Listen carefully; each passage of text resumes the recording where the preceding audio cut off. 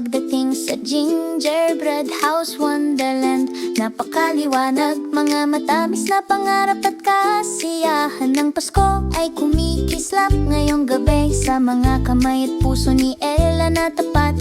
Isang maliit at matamis na mundo ay nagsisimulang makita detal. Nakikita niya ang mga piraso na nakalatag sa mesa, mga pader ng gingerbread sa mainit na kayumangging kulay lata. Mga plano sa kanyang isipan, magsimula ng isang nayon, magingat na binubuo ng may pagmamahal at puso. Mga linya ng iting at matatag na mga kamay. Ang mga pader ay nakatayo ng matangkat tulad ng kanyang plano. Itayo ng dahan-dahan, hayaan ang tamis ay makita.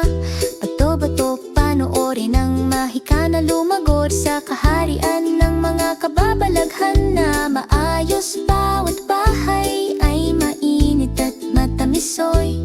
Nagkikislap ang mga gumdrop, kumikislap ang candy. Ang nyebeng ising ay gumagawa ng malalambot na linya.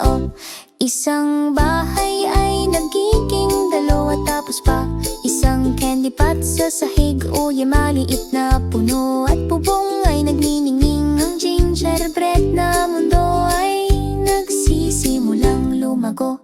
Matamis na kasiyahan, isang pista na tanawin.